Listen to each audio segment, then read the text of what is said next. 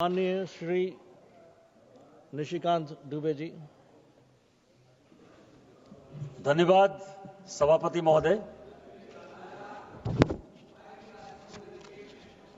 इस देश में सभापति महोदय, अंग्रेजों ने जो कानून बनाए या जो आजादी के पहले के कानून हैं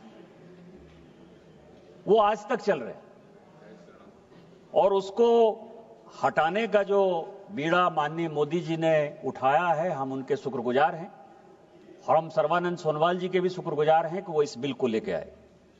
आपको आश्चर्य होगा अध्यक्ष महोदय कि इस देश में जो कानून है, हम जो है पतंग नहीं उड़ा सकते, हम बैलून नहीं उड़ा सकते। उसके लिए पतंग उड़ाने के लिए भी अपने को यहां संजोग से रूढ़ी जी बैठे हुए हैं। 1934 का जो एयरक्राफ्ट एक्ट है वो ये कहता है कि यदि मुझे पतंग उड़ाना है तो मुझे भारत सरकार या संबंधित सरकार से परमिशन चाहिए। बैलून यदि उड़ाना है तो उसके लिए संबंधित सरकार से परमिशन चाहिए। आप जिस राज्य से आते हैं सभापति महोदय, आप जिस राज्य से आते हैं आंध्र प्रदेश से, आंध्र प्रदेश में जो इंस्पेक्टर है जो कि हम लोगों को लाइसेंस देगा ट्रैफिक का, उसका दांत नहीं टूटा हुआ होना चाहिए। आप समझ सकते हैं कि किस तरह के लॉ है। एमवीआई एक्ट में यह प्रोविजन है आंध्र प्रदेश में कि जिस आदमी के दांत टूट गए वो एमवीआई इंस्पेक्टर नहीं बन सकता है। उसी कड़ी में अभी इस पार्लियामेंट ने लेडिंग बिल पास किया। इसी सीपिंग का एक लेडिंग बिल पास किया और लेडिंग बिल पास होने के बाद जो ये आज का जो बिल है, ये carriage of goods by sea bill 24, ये 1922 में ये बिल बना। ब्रसेल्स कन्वेंशन हुआ था, पूरी दुनिया बैठी थी। 1922 में ये बिल बना और 23 में इसको हमने रेगुलेट किया।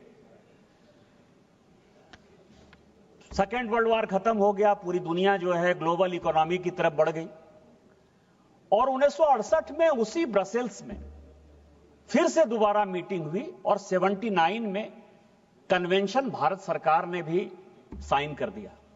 79 से लेकर 79 से लेके ये 2025 है।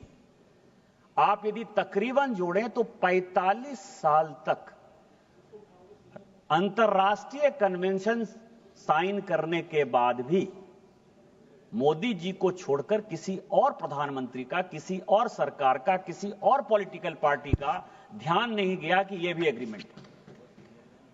अब क्या है कि लेडिंग बिल इसके ऊपर निर्भर है। लेडिंग बिल अभी आपने पास कर दिया।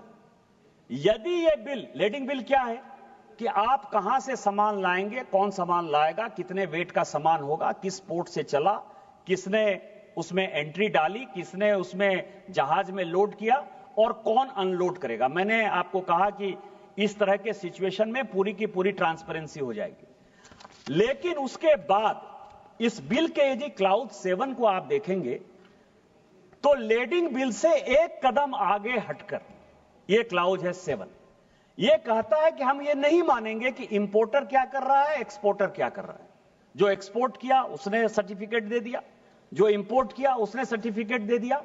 लेकिन इस बिल के माध्यम से भारत सरकार ये इंश्योर करना चाहती है। कल ही हमने, आपको ध्यान हो कि जब इमिग्रेशन एक्ट हम पास कर रहे थे तो उसमें कैरियर की एक बड़ी अच्छी जो है डिफिनेशन जो है हमने दोबारा की कि कैरियर क्या है, उसकी रिस्पांसिबिलिटी क्या है। यदि बांग्लादेशी घुसपैठिए को लेकर आएगा तो उसको कैसे हम जेल डाल सकते हैं, कितना जुर्माना कर सकते हैं। लैंड अभी तक इंक्लूड नहीं था, उस लैंड में क्या।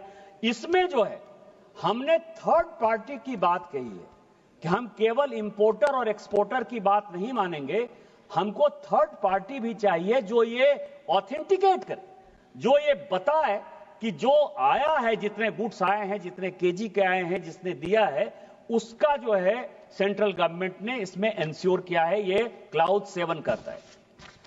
अब क्लाउज 10 क्या कहता है? हम बराबर बात करते हैं कि बिल बना लेते हैं। प्रेमचंद्रन साहब बहुत हमेशा जो है, मैं उनका बड़ा सम्मान करता हूं उनका और स्वागत बाबू का, कि इस पार्लियामेंट में अभी भी कुछ लोग हैं जो कि बहुत पढ़ते लिखते हैं, मेहनत करते हैं, बिल पर मेहनत करते हैं। थोड़ा मशक्कत करवाते जरूर हैं बिल पास कराने के समय, लेकिन कई एक चीजें हैं जो लोगों के सामने आती हैं। लेकिन इस जो क्लाउज 10 है इसका, ये कहता है कि कुछ भी करने के पहले या कुछ भी करने के बाद हमको जो है नोटिफिकेशन के लिए इस पार्लियामेंट के पास ही आना है। हम सांसद जो कहते हैं डेमोक्रेसी में कि पार्लियामेंट सुप्रीम है, पार्लियामेंट की पावर होनी चाहिए, तो भारत सरकार ने, मोदी जी एक डेमोक्रेट आदमी है और मैंने अपने जीवन में उनसे ज्यादा डेमोक्रेट प्राइम मिनिस्टर नहीं देखा। उन्होंने इस डेमोक्रेसी के लिए आप लोग तो मैं आपको बताऊं आज जब धर्मेंद्र जी बोल रहे थे तो मुझे लगा कि धर्मेंद्र जी शायद कुछ अच्छी बात बोलेंगे। 17वीं 18वीं लोकसभा की वो बात कर रहे थे स्पीकर साहब। मैं आपको बताऊं कि धर्मेंद्र यादव जी इसी सदन के सदस्य थे और शेड्यूल कास्ट जसवीर सिंह समाजवादी पार्टी का सांसद किसने पीटा इस वेल में, उसका मैं गवाह हूं। जसवीर को किसने पीटा तो मैं आपको बताऊं, या मैं जिनका बहुत सम्मान करता था और सभी पूरी दुनिया सम्मान करती है, मुलायम सिंह यादव जी, मुलायम सिंह यादव जी के ऊपर किसने केस किया, मुझे बताने की आवश्यकता नहीं है। Please conclude sir, please conclude. इसके बाद जो अगला पॉइंट है सर, अगला पॉइंट यह है कि जो इंडियन कैरेज गुड्स एक्ट 1920, बस 2 मिनट में खत्म करूंगा, 25 को जो हम रिपील कर रहे हैं, उस रिपील में मैं आपको बताऊं कि जो सी है, सभापति महोदय, जो सी है और जो एयर, इन दोनों से यदि बाहर से कोई सामान आएगा तो वो कोई राज्य के पास, जैसे कस्टम है, एक्साइज है, उनकी एनफोर्समेंट एजेंसी है, उसका अधिकार आज तक जो है इस संविधान ने, भारत के संविधान ने किसी राज्य को नहीं दिया है। तो राज्य को यदि नहीं दिया है तो जब डिस्प्यूट खड़ा होगा, उसको पकड़ने की बात होगी, उसको पेनल्टी लगाने की बात होगी या उसके ऊपर कोई कार्रवाई करने की बात होगी, क्योंकि इस देश में 2 डिफिनेशन है, मेजर पोर्ट का और माइनर पोर्ट का। मेजर पोर्ट वो है जो भारत सरकार का है और माइनर पोर्ट वो है जो कि राज्य सरकार उसको लाइसेंस देती है और उसके आधार पर है। लेकिन माइनर पोर्ट के अलग कानून है, जो मेरीटाइम बोर्ड जो है, अलग अलग राज्य सरकारें जो है उसको कंट्रोल करती हैं।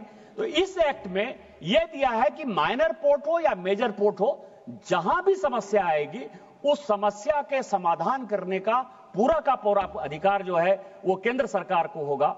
इतने ऐतिहासिक बिल के लिए, क्योंकि समय कम है, मैं धन्यवाद समय नहीं लेना चाहता, इतने ऐतिहासिक बिल के लिए मैं अपनी पार्टी भारतीय जनता पार्टी का, हमारे नेता माननीय मोदी जी का और सर्बानंद सोनोवाल जी का शुक्रगुजार हूं कि उन्होंने ब्रिटिश शासन के बनाए हुए रूल को खत्म करने का साहस किया। जय हिंद।